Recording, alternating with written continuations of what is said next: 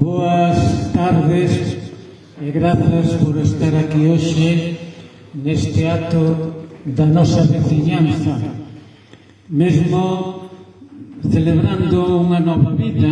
Un libro sempre unha nova vida, e facémolo sentíndonos familia, porque os pais, as raíces deste libro, pois son tamén da nosa parentela, da nosa veciñanza, e tamén aquelas e aqueles que nos falaron, non só os que estamos aquí nesta mesa, senón tedes a posibilidade, todas e todos, tamén de partillar, de compartir este acto coas vosas palabras, coas vosas emocións, co voso xeito de sentir e de pensar.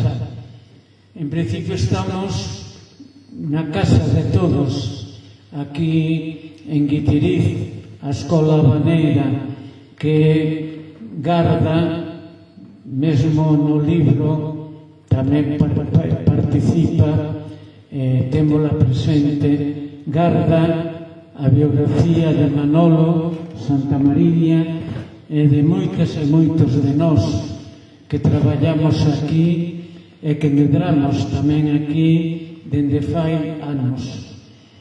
Temos unha vez máis que darlle gracias aos nosos devanceiros, mesmo alá no Atlántico, que fixeron posible este fogar para todas e todos nós, e que tamén forma parte deste libro que hoxe estamos presentando. E tamén Manolo, eu precisamente case que o coñecín aquí, e fai moitos anos traballamos nos comezos de Xermolos aquí na Escola Habaneira, e seguimos colaborando xuntos. Non vou falar moito daquela de Pastora, nin de Juan Carlos, nin de Manolo, porque coñecedelos millor que a min. Manolo, xa digo que leva anos traballando no eido cultural, non só aquí en Guitiriz, sino sobre todo tamén en Vilalba, mesmo presidindo, coordinando o Instituto de Estudos Chairegos. Pero xa antes traballou en Aranga, ali editou o seu primeiro libro dedicado ás lendas de Aranga, veciñas e veciños nosos tamén, e traballou en Xermade, nas Pontes, e moito xa digo na capital da Terra Chá, no ensino, pero sobre todo no eido cultural. Hoxe temos de que dar gracias aquí en Guitiriz, mesmo dende a vila, pero tamén dende Santamariña, dende Mariz, onde proceden as súas raíces, darlle gracias por ese esforzo que está a facer para que a nosa cultura, as nosas raízas se manteñan vivas. Diso vai o libro. O libro é un pouco a súa experiencia, neste caso como neto, pero a súa experiencia tamén da avó, falándonos das raíces del e das raíces da súa veciñanza. Mesmo fala, xa digo, da Escola Habaneira, fala do San Alberte, por falar de algo que estamos celebrando estes días, fala das letras galegas, fala sobre todo de o que para él é máis importante, as emocións, os sentimentos que sementa a xente maior en nosotras e nosoutros, e que se manteñen vivas, e que non podemos abandonar. Este libro axúdanos non só o neto que escoita o seu avó, a súa avoa tamén, o neto, senón tamén a todas e a todos os que veñen despois e que merecen que nós lle transmitamos toda esta cultura que mesmo celebramos na festa da fala das letras este ano. Temos que transmitirlla. Houve xeracións que parece que castelanizando as nosas aldeas, as nosas vilas, parece que gañaban en cultura. E non é así.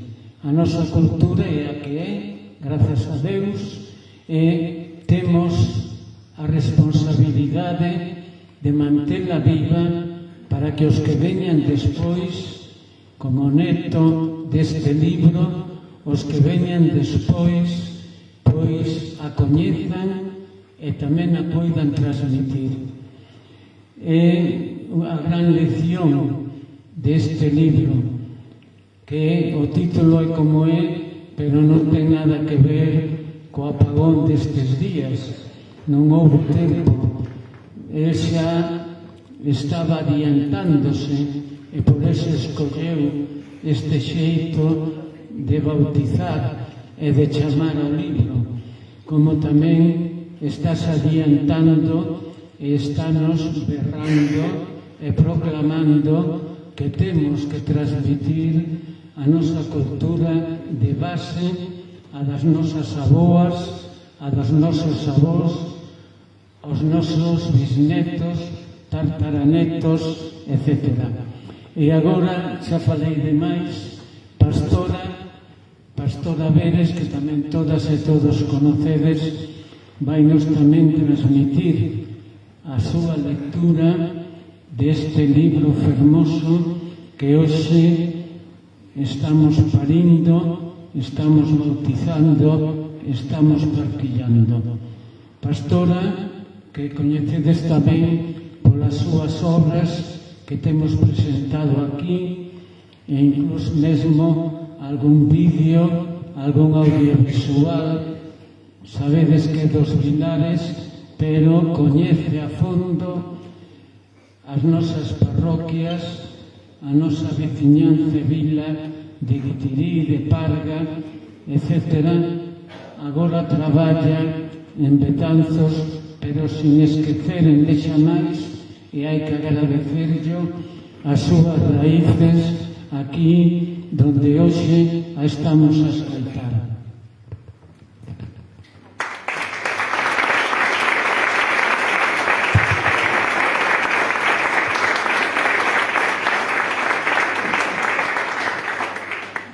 Bueno, moitas grazas. Moitas grazas a todos pola asistencia. E disculpad, xusto tuve unha chamada de urxencia un tema do traballo complicado e por eso me tuve que ausentar aí na esquina. Decirche, Manolo, que como se nota que xogas na casa, que te queren e te queremos moito. Eu preparei aquí unha cousiña pequena, amena, para intentar non que sea unha cousa rápida e sobre todo que ti nos expliques máis por un miúdo o tema do libro. Eu que quería dicirche que estou moi complacida por acompañarte un día tan importante como é poñer a andar unha criatura que se vai facendo e que fuche facendo con tempo, con dedicación, con moito cariño, porque nestas criaturas que son os libros valeiramos parte de nós, os nosos recordos, sentimentos, aprendizaxes, experiencias de vida, etc. Hoxe é a primeira presentación, por iso é tan especial, porque é aquí na tua casa, pero que non é a tua primeira obra. Como decía antes Alfonso, Manolo xa publicou Terras de Aranga, o cancioneiro nas Terras de Aranga, que o teño aquí, que o gardo na miña biblioteca como, está ali nun lugar importante, porque en Aranga, eu que vivín ali, Manolo deixou unha fonda pegada entre os seus alumnos do Colexio da Castellana, que ainda a día de hoxe siguen falando de xermolos, que é como bautizaron en Aranga. A Manolo en Aranga coñécese así como xermolos, porque identificaron o home coa asociación. Tempo despois, permitidme que comente unha anécdota, a miña filla María, creo que fora nun festival de Pardiñas, díxome, mamá,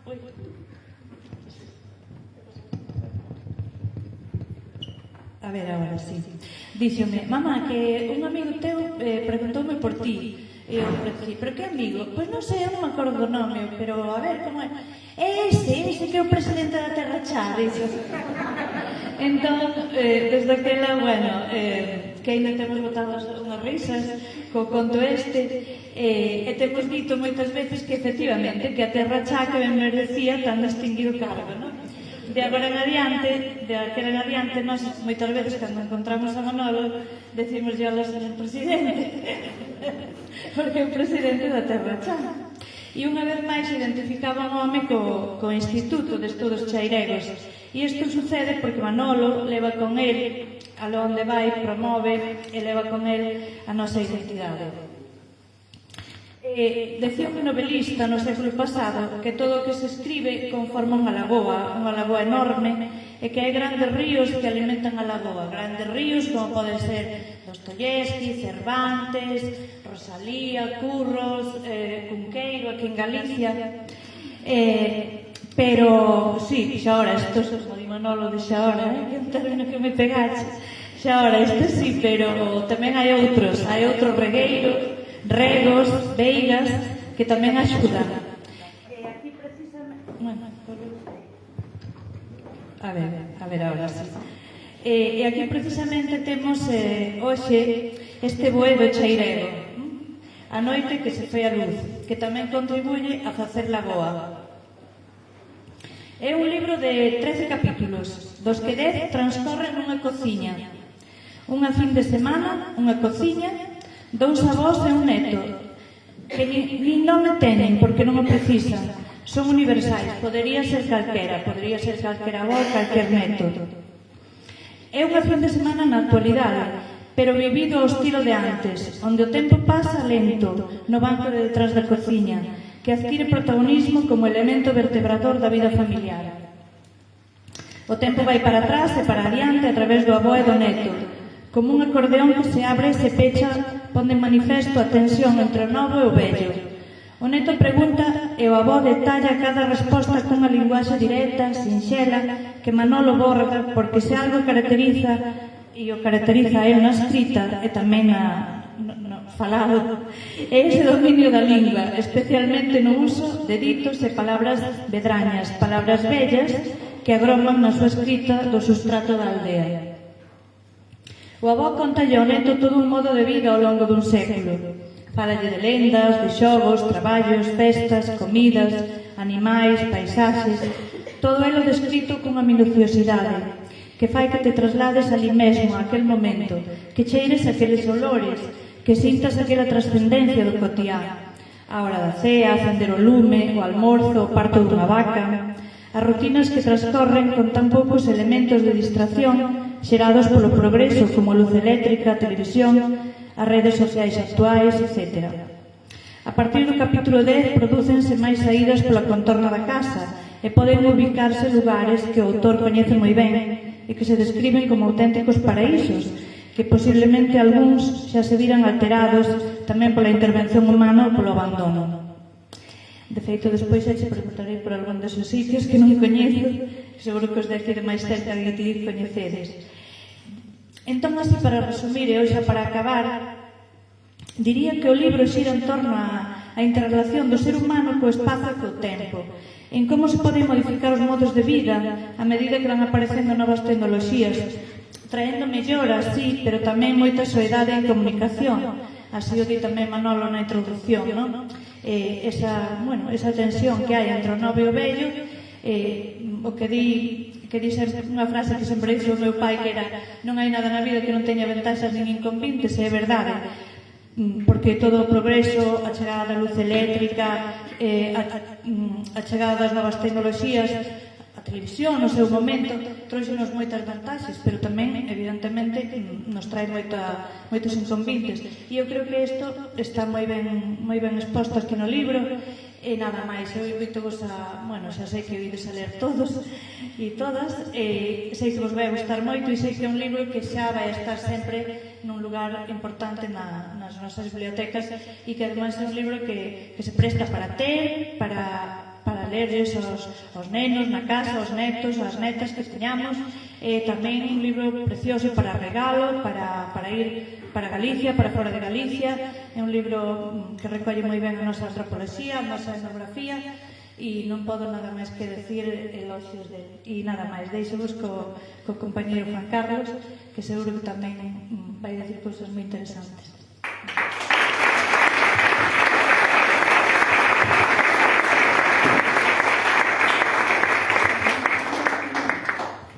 Boa tarde a todas e todos. Gracias a Alfonso e gracias tamén a ti por esas palabras tan acaídas, pastora.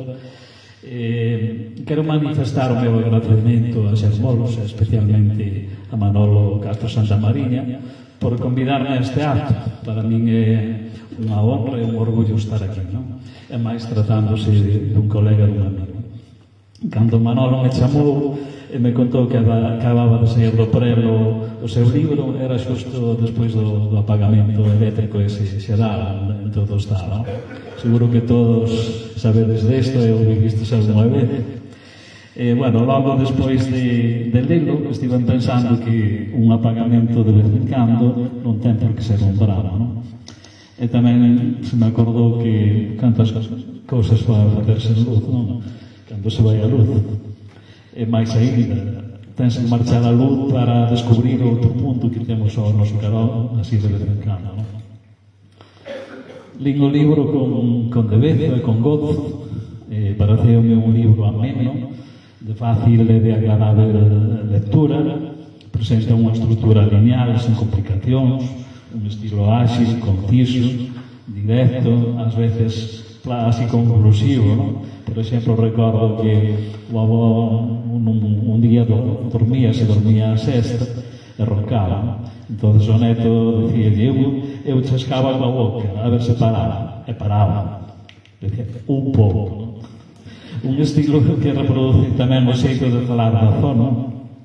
Isto non quere dicir que estea sendo de calidade, senón todo o contrario.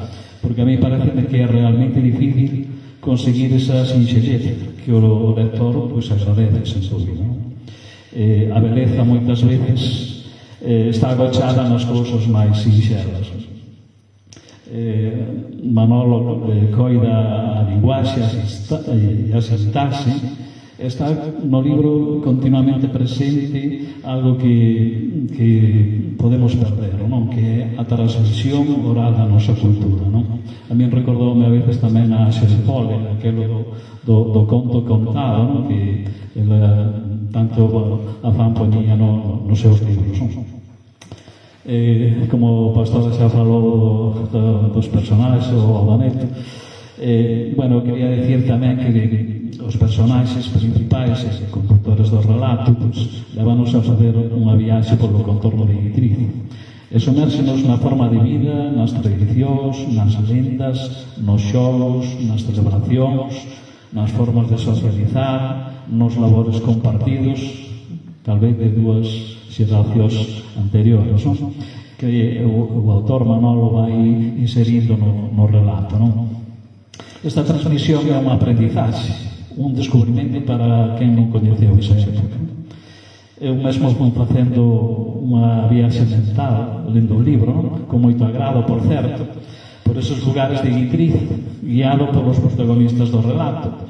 E mesmo fui descubrindo cousas descoñecidas para mí, como, por exemplo, a forma de contar que había na zona os mollos, e eso, non? 5 mollos, como era Manolo, unha deitada, non? 4 deitadas, unha conta. Nunca vou ir, non? O autor, aparte das súas inquedanzas, que tamén están algunhas delas presentes na introducción do libro, pois achegaros unha morea de léxico que, debido aos cambios sociais, corre o risco de perderse, non? A mí iso tamén é moi importante, non? Están presentes no libro valores moi nosos, como a hospitalidade, cando iba a ver os parentes, bueno, non quero descubrir nada do libro, non? Pois sempre ofrecían de comer, había que comer algo, non? Entón, a hospitalidade temos os galegos, non? Tamén a calma e a paciencia, non?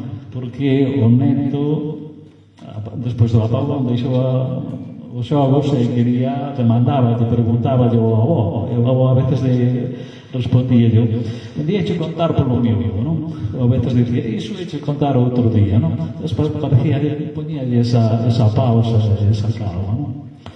Penso que é un libro didáctico, moi adecuado, que deberían ler os nenos de ITRI, por lo menos nas escolas, pero tamén para os adultos, por suposto, non?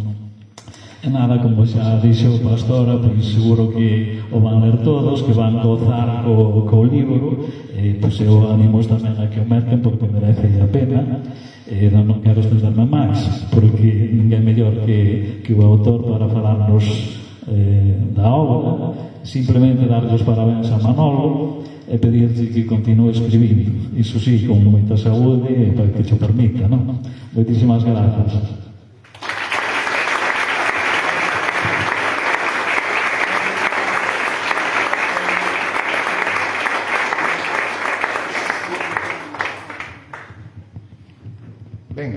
Pois eu a verdade que estou super emocionado porque, como dicía por aí, estás en casa propia, pois sí, así me sinto, con os compañeiros e amigos aquí na mesa, que ademais están falando ben de mí, como digo, están me chufando.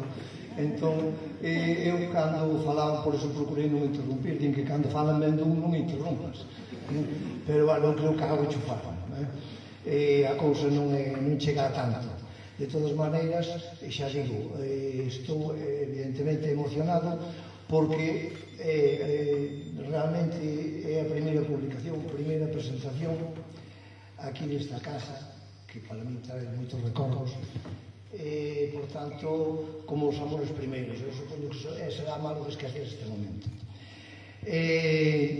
Vou ser breve, porque xa falaron eles bastante da obra, de mí e de todo, porque eu penso que a presentación debe ser así como unha cata destas que hai nas feiras gastronómicas e por aí que che dan así un pique, pero non para que comas, senón para que saborees, non?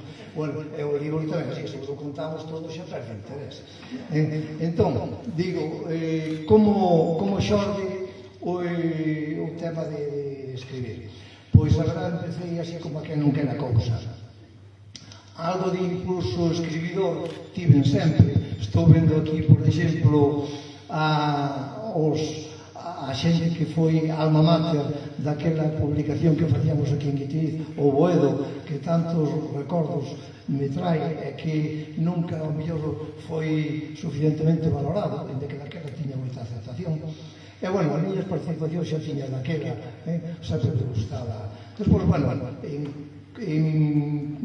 publicacións colectivas, pois sí que estou participando sempre, pero con cousas menores, algún que outro pregón por aí que tamén me toca, pero como dicía o noso ben querido e admirado Agustín Fernández Paz, todos temos o noso macondo particular e escribimos cos días da vida, todos temos seguramente moitas cousas que contar e todo é peñerse. E así empecé eu. Nunca pensei eu chegar aquí, evidentemente. Había problemas, cousas que me producían inquedanza, seguían producindo. Entón, pois, bueno, empecé a escribir. Todo o que hai aquí é ficción, non pasou nada do que hai, o sea, do que se conta aquí, personaxes e demais. Agora ben, hai personaxes e sitios que si son reais, que me sirven de inspiración e que me sirven de referente. Ora, todo o que hai aquí, evidentemente, non pasou. Hai o rapaz que é o que conta a historia, non existe realmente, físicamente. O avó físicamente tampouco existe, o sea, o que pasa que a min, eu coñezo nenos, eu coñezo avós, eu coñezo xente que me sirveu como referente para inventar o que eu quería contar. Entonces, que pretendía? pois abordar esta problemática que se dá na sociedade toda. A primeira que se me ocorre como decía Pastor, isto ten máis carácter documental que literario. Como digo, non vele por poñer un marco na literatura galega, ni moito menos. Era con ánimo máis, con carácter documental e de sensibilización social. Decía, un dos problemas que temos actualmente, para mí, é a absorción por parte das pantallas. A absorción que fai de pequenos e de maiores. Entón, uns están enganchados ao luar e outros están enganchados a, non sei, esta cousa que hai agora na televisión oficial, na primeira, que é máis penoso ainda, non? E hai xente que está enganchada aí, ou Telecinco, aquí hai Tomate, e os cativos, pois, están, bueno, non sei como se chama.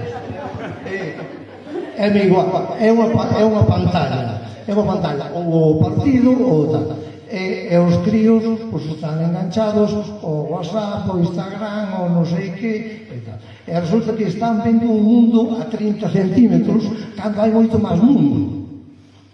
Evidentemente, non falo mal das pantallas porque nos permiten acceso a moitas cousas, non? Pero o problema é cando cautivan, cando impiden a comunicación. Entón, digamos, impiden a comunicación dentro da propia familia, porque se esta xente, por exemplo, que está o televisor ali a hora da comida, están ali que apampamos hasta para a publicidade, cala que tal, e o outro mandando o WhatsApp mentre está comendo ou para de comer, quer dizer, non se fala. Que sucede? Que despois vemos os que somos do gremio docente, pois a pobreza de vocabulario que se está producindo na xente nova, a pobreza de vocabulario e a pobreza por tanto, na capacidade expresiva. Ves rapaces que están pegados un ao outro, en vez de falar, están mandando o WhatsApp, non sei. Non, se o natural é falar. Bueno, pois é das cousas. Entón aparece a trama, eso, nunha noite que se vai a luz. Vais a luz, paran de funcionar as pantallas. Entón empezan a falar. Facendo un día a prova, apagado o televisor, e veredes como na familia a xente fala. A xente fala. Pero se hai pantalla, acabou a conversa.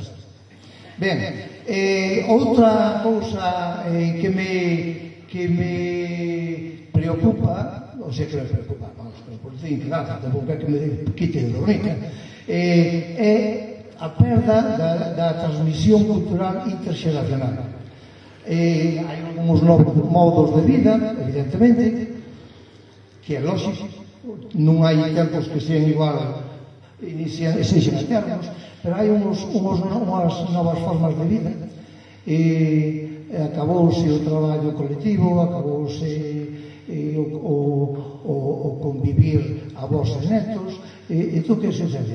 Os avós están, os rapaces, nacen, os poucos que nacen, nacen nas cidades, veñen o fin de semana cando veñen, e cando non teñen, empezan a andar un pouquinho, que despois xa teñen a súa movida particular e xa deixan de vir. Entón, que pasa? Producese un gran problema, como decía eu nunha colaboración que lembro para unha revista do Centro Galego de Baracaldo, que dicía unha cultura que se nos vai. Unha cultura que se nos vai. Porque as persoas moran e vanse co que saben. E non lle contaron a ninguén, porque non teñen a quen contar. É unha situación triste, pero está serada. Eu non digo que teñamos que volver a hora romana, pero saber que existiu está ben, lógicamente. Despois hai unha coisa de vocabulario, evidentemente, as novas formas de producción, de vivir, e despois hai outro problema que eu trato tamén de plasmar aquí, que é a contaminación. Temos unha contaminación lingüística, entón estamos perdendo cada vez máis vocabulario e collendo o vocabulario que circula polas redes ou polos medios. Ainda o outro día lle comentaba nunha entrevista ali para a emisora da radio local, e dicía eu, está de moda a palabra bulo, verdad? O dos bulos, todo o mundo sabe o que é un bulo, verdad que sí? Sí, pero moi pouca xente sabe o que é unha alburgada. Unha alburgada. Aquí hai moi pouca xente que saiba o que é unha alburgada. Bueno, pois unha alburgada escoitei eu a xente daqui do Buriz e de máis sitios, pero o primeiro que escoitei foi unha persona do Buriz. Ali teño a meu compadre que seguro que a ten utilizado moito. Pois alburgada, alburgar e alburgueiro son palabras que ven no diario da Real Academia, no dicionario da Real Academia Galega, que están vivas, que utiliza xente maior, os novos non, e os non tan novos tampouco. E que sucede? Pois é a traducción exacta de bulo. Pero soa un bulo, unha noticia inventada, falsa, con ánimo de engañar. Iso, se buscades no dicionario da Real Academia, é unha alburgada. Pero non se di aquí, dice na Mariña, dice no Ortegal, dice en moitos sitios. E aparece recollendo no dicionario. Pois é unha palabra descoñecida, é como ese 50.000. Entón eu, dunha maneira, digamos, sutil, pretendía poñer todos eses aspectos plasmados e digamos, valerme dunha historia novelada para atacar todo isto. O sea, entón, por iso digo, como decía a pastora, este libro é unha obra, digamos, para xente maior que se vai a ver retratada, seguramente no papel de avó e da avó que están co crío, pero tamén é unha obra que me parece que pode ser útil para a xente moza, para ver aspectos ou para reflexionar, incluso debatir, porque, bueno, incluso toca o tema feminista, polo medio, un machista, non sei que queira chamar, toca de boa maneira. Hai unha avó que resulta que, bueno, ten un punto machista pola súa idade, pola súa educación, non porque teña intencionalidade, non? Pero, bueno, entón, pois, ese tipo de cousas que é unha maneira de abordalas pois eso, valéndose dunha historia deste tipo. Non é un bestseller, non é unha cousa destas, porque eu non teño capacidade para facer esas cousas. Pero, bueno, é unha pequena contribución, pois, bueno, sobre todo, a que vos acheguedes un pouquinho aquí a contorna de Guitiriz, por eso fixen eu ambientar en Guitiriz, porque sabedes que a patria de un sempre é a infancia, e a miña patria nese aspecto é este, evidentemente. Entón, para que a xente maior disfrute, goce e coñeza e recoñeza os lugares e se recoñeza como persoa neste libro, e para os novos se lle sirve, pois eso, para chegarse a coñecer a nosa cultura e tradicións. O do título este de A noite que se foi a luz, nada que ver co apagón do outro día. O título realmente, se vos digo, casi foi o primeiro que se me ocorreu. O primeiro que se me ocorreu antes de acabar o libro, non? Antes de acabar o libro, o primeiro que se me ocorreu, porque é o pretexto para escribir o que escribí. A noite que se foi a luz. E despois, unha cousa que comentou Alfonso, pastora, igual João Carlos, o tema da tradición oral, que é algo plasmo aí, pois cadrou este ano coa dedicatoria das letras galegas. Pois, bueno, son divinas coincidencias, encantado, pero nada buscado. O libriño estaba feito desde hai, rematado hai máis dun ano, despois que maquetalo e tal, despois o tema de edición e impresión, que agradezo a Xermolos e Alfonso, que desde o primeiro momento dixo isto vai ser editar, en canto lle falei do tema, non? Pois nada, só desexo que o disfrutedes, e non sei se queredes preguntar alguna cousiña, pois eu aquí, como digo os de Portugal, ao vosso dispor.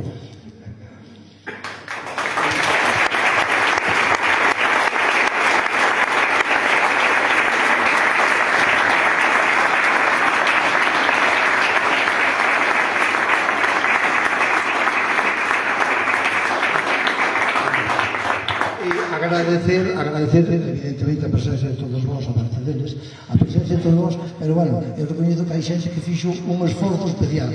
A min, eu teño aquí xente que ven desde casi 100 ou algo máis de 100 kilómetros de distancia. Entón, pois, teño que agradecer especialmente.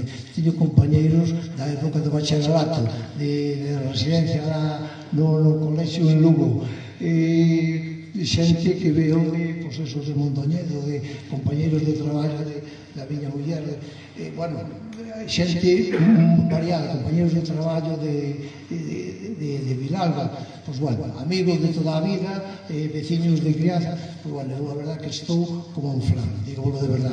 Creo que estou falando como unha máquina, pero eu creo que é para alixeirar. Moitas gracias a todos.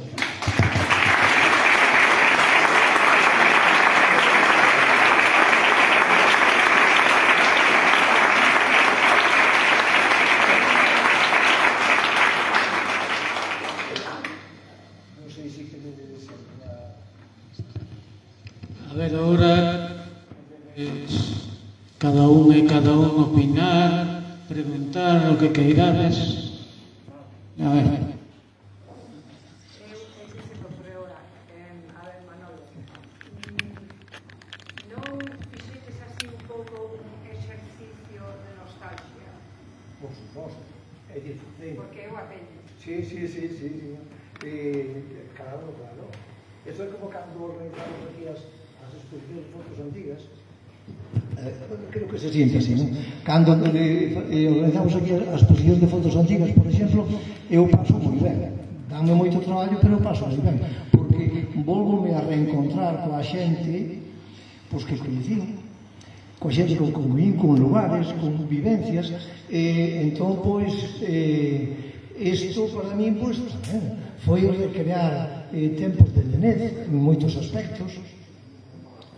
Entonces, pois, evidentemente, rime, inventando pois, alguna cousa por aí, pero a nivel de saudade, evidentemente, nostalgia, pois sí, por suposto. Pero reconfortante, Sí. Alguna cousinha máis?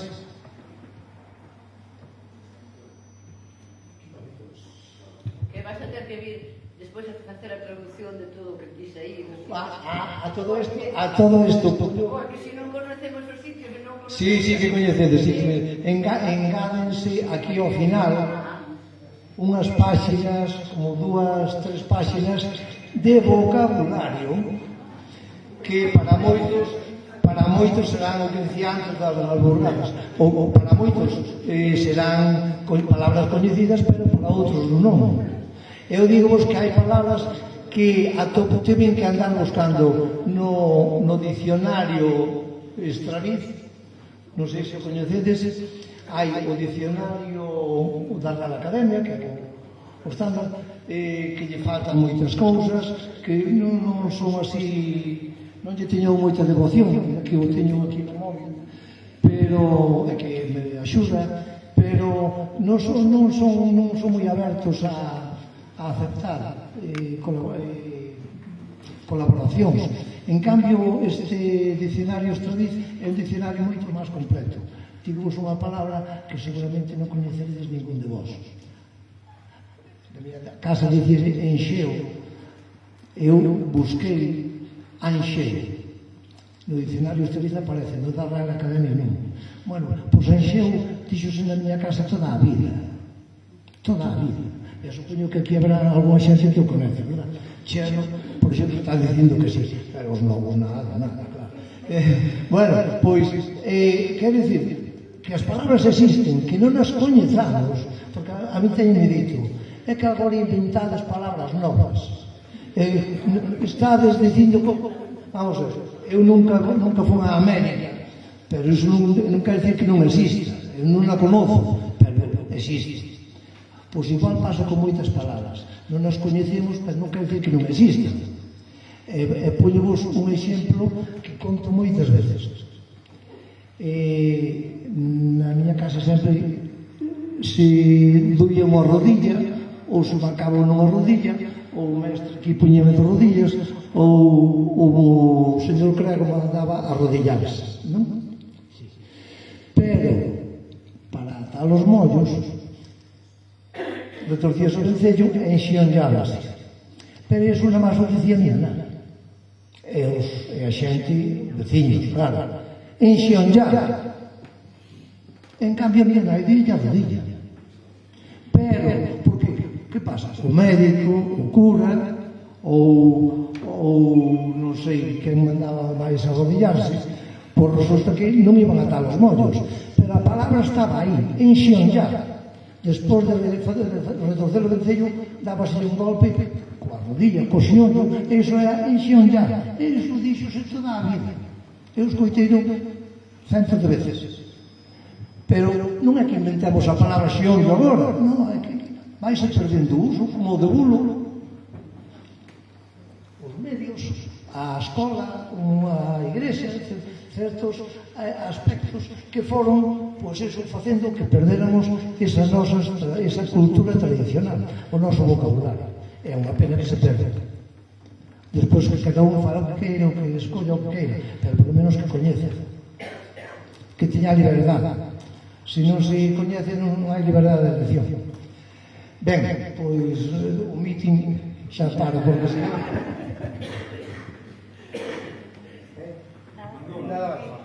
A ver, dime, bueno, Pinto Antón, compañeiro de curso de música hai uns anos, e bo amigo, colaborador do Progreso.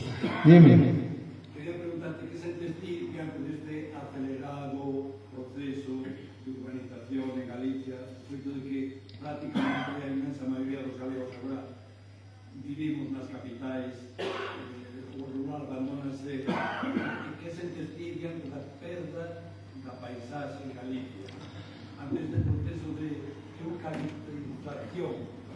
Ben, é cuestión, é triste, é cuestión cultural, todo debería estar, bueno, iso xa é unha cuestión política, xa digamos, sobrepasa o tema do libro, iso debería para unha conferencia máis ampla, con especialistas. Evidentemente, o mundo rural vaise pouco a pouco, vaise porque os vellos moran, como dicía antes, vaise co que sabe, cunha cultura. Evidentemente, o respeto pola natureza é importante, pero que sucede?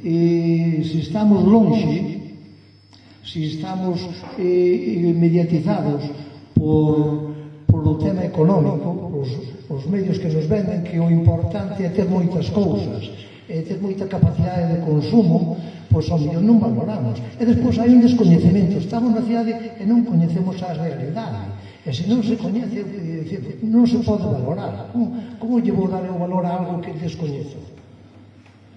Probablemente teríamos unha opinión moi distinta se estuéramos máis pegados ás terras.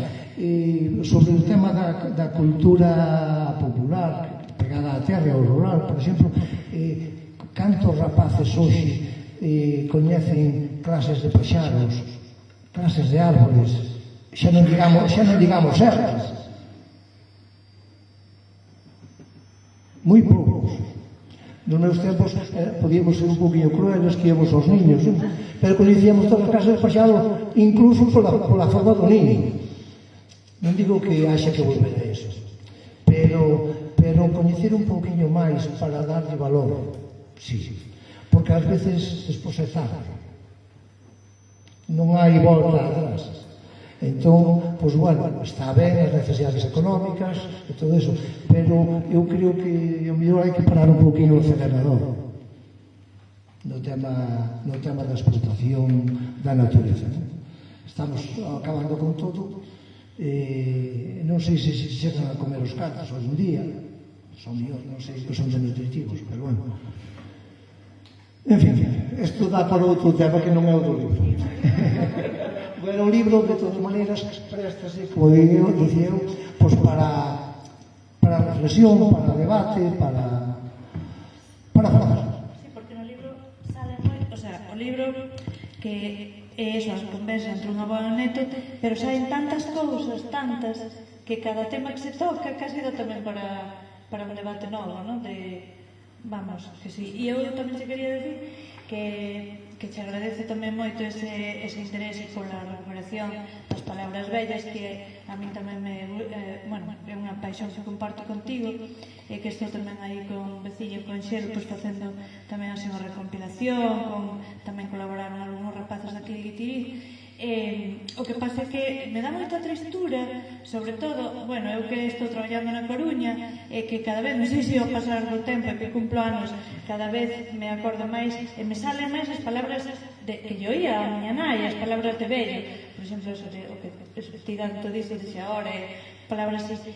E me sinto moi triste porque na Coruña que non me entende ninguén. O sea, a maioría das cousas, bueno, en galego así como moi castelanizado, ainda me van entendendo, porque tamén é certo que hai moita inmigración, eu tamén traballo con xente que ven de fora e todo eso, pero logo, se meto un pouco de palabras desta, digo, jo, que pena, existe case fora do país, o sea... De todas maneiras, se non se usan, se non as escoitan, nunca se aprenderán.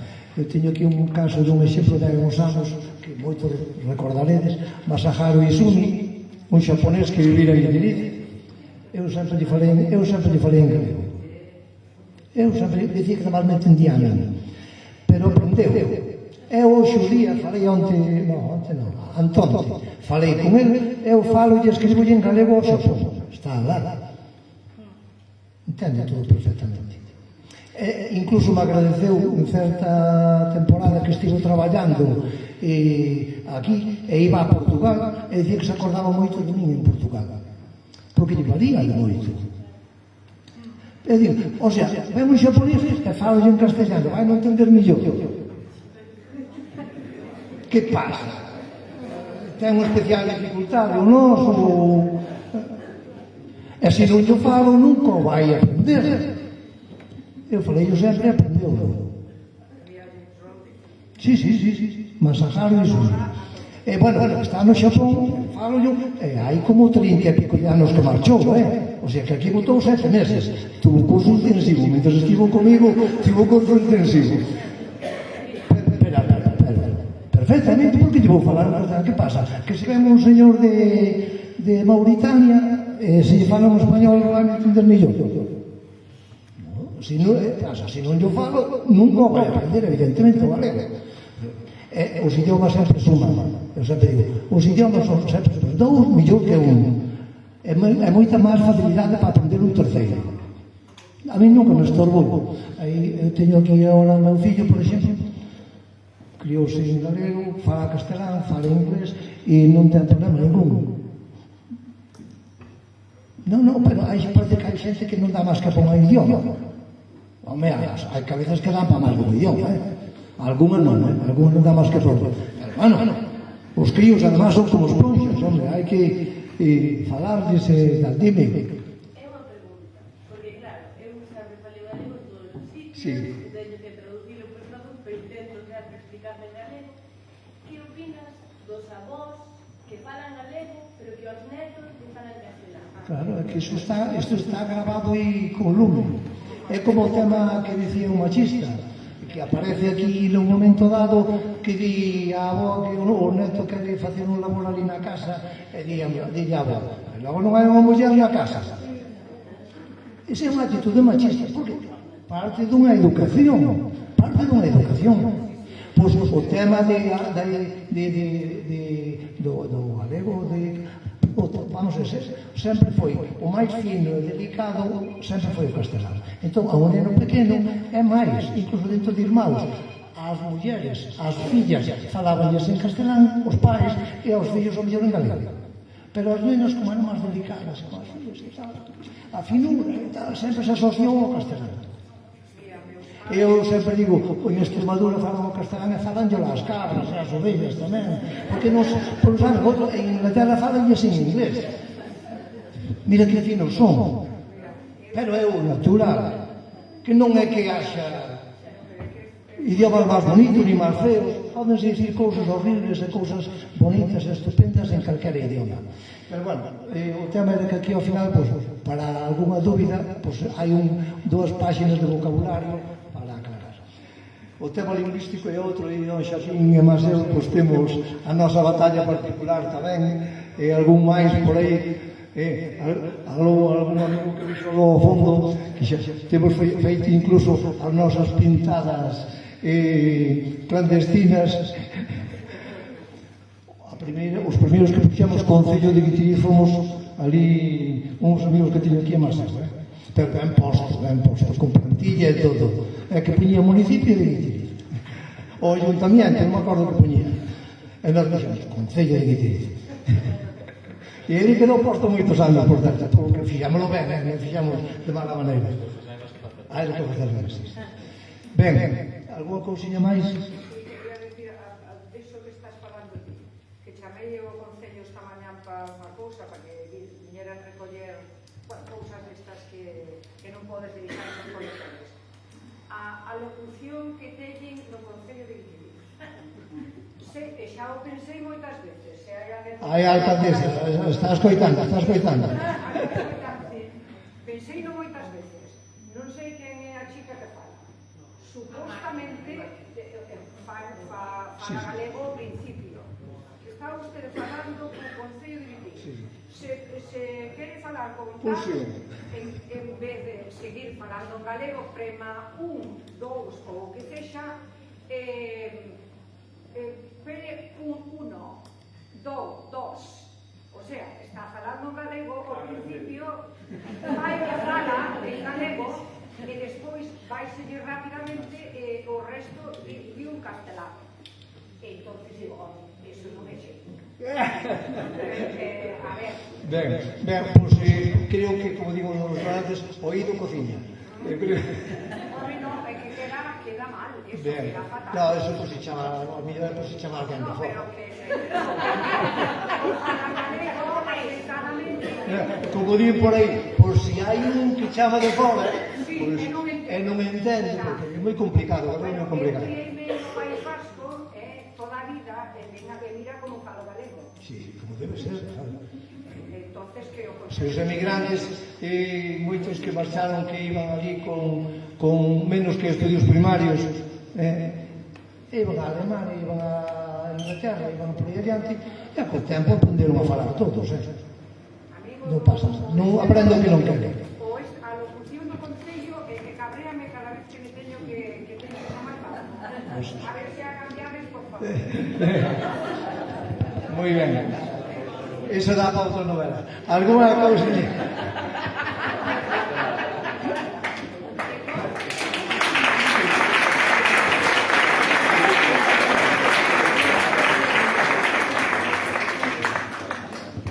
Nunca hemos dicho, no me por enterada. Sí. Cambiaremos para la semana que viene. Vamos a ver. Nunca hemos dicho. Bueno, isto deriva no tema idiomático, non sei por qué, pero bueno, hai uns 2 anos, cando viñamos de Valencia, vexo, creo que máis comentei yo tamén ali a Roberto, vexo nunca, e lo comentamos o outro día, vexo nun cartel destes da autovía, nun panel, ao entrar en Pedrafita, vindo de Madrid, non te durmas ao volante. Despois cambiaba a piñata. Non te duermas, ou se conduces, non te duermas ao volante ou algo así poñía, non? E poñía despois, non te durmas ao volante. Dixo, non te durmas. Eso é unha moi mala traducción. Entonces, fedellando, eu son moito de fedellar, ali no ordenador, entonces atopei un enderezo electrónico para mandar unha observación.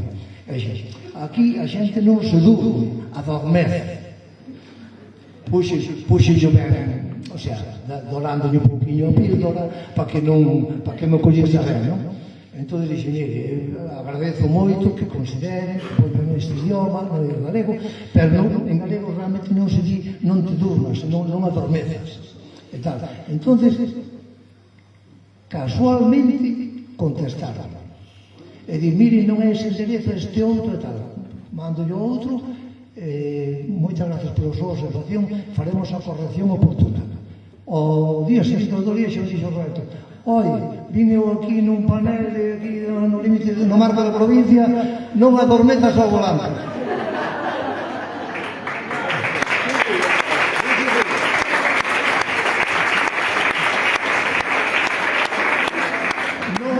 Isto é verídico. Ás veces pérdese por non falar. Ás veces pérdese por non falar. Hai cousas que sí. Hai cousas que sí. Claro, non adormezas. Pois, claro, hai xente que non sabe máis. Vale. Non digo que todos teñan que saber. Vale. Pero estás aberto. A veces digo, bueno, petar a porta. Se abren, ben. Se non abren, pois, bueno, non xa teñamos. Moi ben. Dime. Agora que falas dese tema e que tes o enderezo electrónico, na volta da viña en Lugo, desde hai anos sigue poñendo Puerto Marín. Sí, bueno, hai cousas incluso máis grandes. Pero a veces é cuestión de falarlo. Aquí máis cerca había onde vive Manolo, no Torcedo, e o primeiro sinal que había ali, que era de Deputación, porque a estrada esa que vai para as cruces é de Deputación, me parece, poñía Torcedo con J.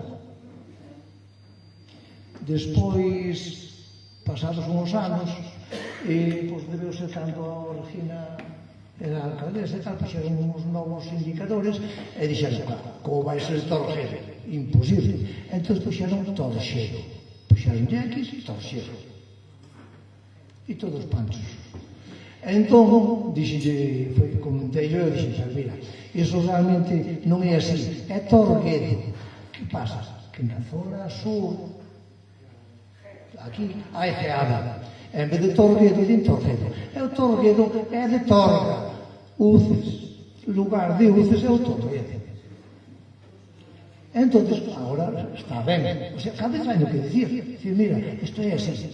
Pero moitas veces parece que poñen o máis tonto para facer os carteles. Nin pregunta. Puxeron aí na autovía Río Dá. Comentaba eu aquí ao señor presidente da Comunidade de Montes. Como dixo ele, pero non é logo non. Na vida foi o Río Dá, era o Río de Pardiñas, o que era de Dá era a ponte. Pero o río é máis Fomento, na autovía pon Río Dá, e na Nacional Sexta pon Río Pardiñas.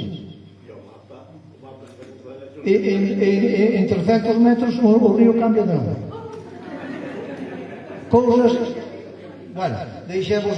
Isto dá para outra novela tamén. A ver, Xaquín. Sí, mira, eso de verse da porta, vou contar unha cosa moi importante que é levando ao ridículo que me sento en Ferrol do Llorico. Sí. Resulta que houve un problema con Freixeiro.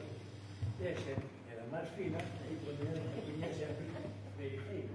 Álvaro Paradela, que foi un escritor sumamente interesante, un médico moi especial, entonces, como argumentou Álvaro Paradela para convencer a xente que en galego sería Freixeiro, e se o que era poñer en castellano que non Freixeiro, será Fresnedo ou Fresnedal. Como argumentou ele? Dixo, como se arreglaría ese señor polo mismo sistema? Como faría para poñerlle o Monte Casado en castellano? Exactamente. Non sei se me entende. Sí. Non sería moi eufónico.